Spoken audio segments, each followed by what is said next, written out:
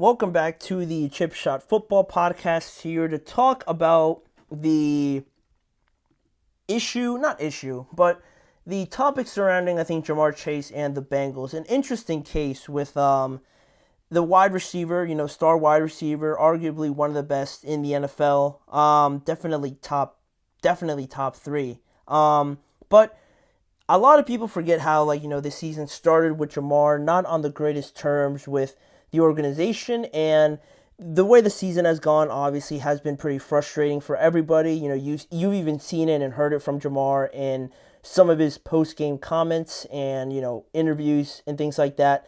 Obviously, no one's going to be happy, but it makes it a bit more, I think, touchy when you look at Jamar and the fact that the contract situations and things like that are or have been, a bit icy, a bit just uncomfortable, it seems, with Jamar and the Bengals. So it all leads to the comments, that he made after, one of the practices last week, I want to say, heading into the Monday Night Football game tonight. But, just overall, before I get into his comments, it's obviously, you look at Jamar and how good he's been, but also Joe Burrow and how they've both been having MVP and Triple Crown, worthy seasons. Jamar along with Joe Burrow have been the best part, without a doubt, of this Bengals team, and it's not even been close. Those two, the chemistry they have, it's the reason why people still want to watch the Bengals, right? If one of them wasn't on this team, a lot of people would stop watching the Bengals. But the fact that they have been so good keeps drawing people in to watch them, and for good reason, right? Joe Burrow has been first in yards up until this point in the NFL. He's first in passing touchdowns, and he only has 5 interceptions, where Jamar Chase, on the other hand, he leads all wide receivers in yards. He leads them in touchdowns with 13. In second place, only has 9.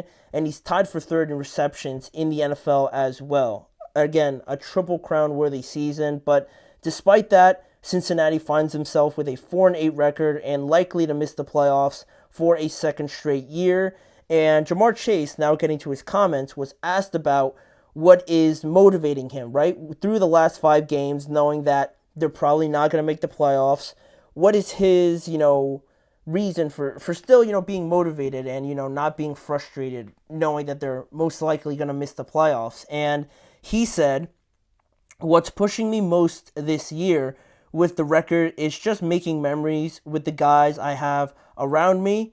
Who knows what will happen in the next year? And that last part is obviously what sounds a bit, what's the word? Cryptic. That last part is what sounds the most cryptic, right? Who knows what will happen next year? People will say, what do you mean what will happen next year? What do you mean by that? What about next year is going to be different, right? You're going to be on the team, so what's the reason for saying something like that, right? And we do admit that he could be referring just to the overall sense of the Bengals, right? That after a year like this, there's going to be changes anyway. So that's what he could have meant by that, more as a team thing. But there always exists the opportunity, or the possibility, I should say, that we can't ignore his future specifically, right? I don't want to suggest in any way that he's going to leave, or I think he's going to leave, or that this is just like the beginning of the end or something like that. But it is a bit interesting to talk about with Jamar because of what we saw in the offseason and the Bengals' not so great record with extending some guys. They did extend Joe, which was awesome. He has a well-deserved contract and everything like that. But, it hasn't always been the easiest thing with the Bengals to talk contracts with some of their best players. And again, I don't think he'll leave or anything like that. I don't think the Bengals would be silly enough to have another like Saquon Barkley sort of situation where for some reason they let Jamar walk out the door and test free agency. It should never come to that, ever. And I don't think it will, but we've seen his frustration this year.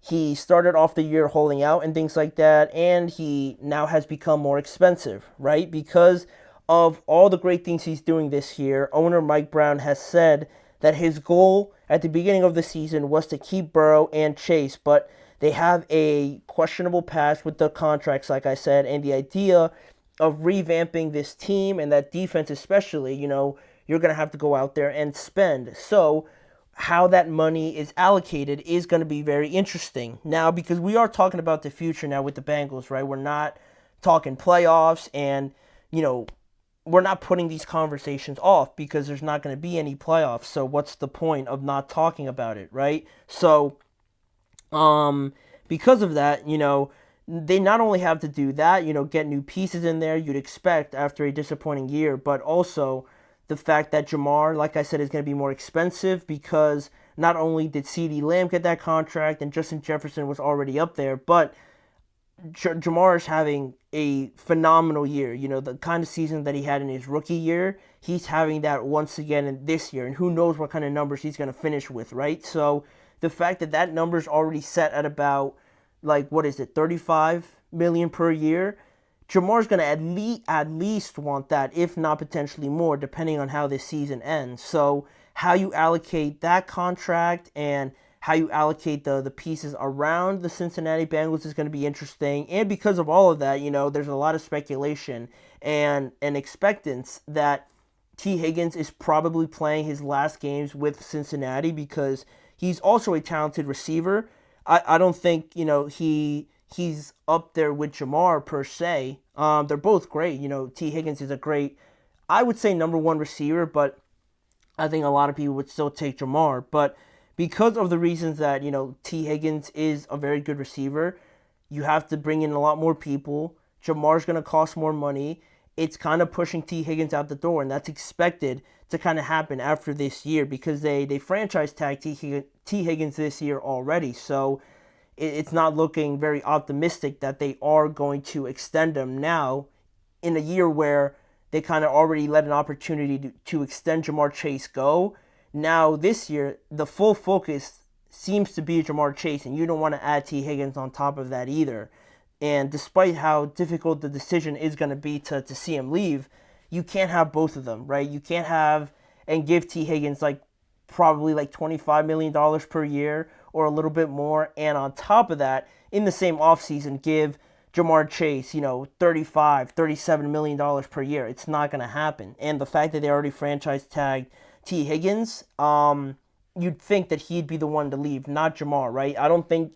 I think the way that things went this year with the contract, it would be kind of foolish to see how frustrated he was in the offseason and then push it off yet another year after that. I think would not go well for the Bengals and Jamar Chase. That's just me. In the offseason, he obviously held out, but also there was those ideas, those comments reportedly from Jamar Chase saying that, he felt misled by the Bengals at the start of the year when it came to his contract and how he thought it was going to happen this year, but ultimately it didn't get there. And I don't want to say it was, an ugly, situation with the contract, but it definitely could have gone better. And I also wouldn't call it amicable either, right? I think it was just how contracts go. There is a little bit of tension, you would say, but I don't think it was neither too ugly or too amicable by any means. So that's why we stand in this gray area. And then with Jamar Chase saying what he said, it kind of brings up that conversation again. But all of that to ultimately say, I can't imagine a world where I see Jamar Chase ever having another jersey on. I think that's impossible at this point. Even if they don't bring in more pieces, they're going to have to pay Jamar probably this year, because could you imagine if they don't and he still plays and he plays even better somehow or puts up another crazy year after this year, how much more money he would cost? It's insane. So the Bengals have kind of put themselves in this place where they force themselves now to pay Jamar Chase next year, and the amount of money he gets, that's still, up there for debate, right? How much they're actually going to give him. But I feel like because they put themselves in that corner, I don't know how much leeway you have to bring in, a whole overload of players, right? I feel like in this situation, it's just going to be a lot similar to how it is this year. And not only that, you're going to have a similar situation, but lose T. Higgins after that. And you could say that losing T. Higgins could open up the door a bit more to bringing in more players, which is true, but I think the situation with the Bengals is a little bit weird, and in that gray area, like I said, because of the fact that Jamar and his contract and still needing a lot of pieces, especially on the defensive side, is going to be something a puzzle that they're going to have to figure out. But it is funny because we're talking about Cincinnati in this way, and it reminds me a lot of how we talked about Dallas. Not to that extent by any means, but how we're dealing with big contracts for receivers, for quarterbacks, and still having to fill out the rest of the roster or improve it drastically. It leads perfectly into our final segment, which is previewing those two teams exactly and how similar they are a little bit from that conversation we just had to now talking about previewing the game tonight on Monday Night Football. So that'll be our last segment that we'll get to right after this.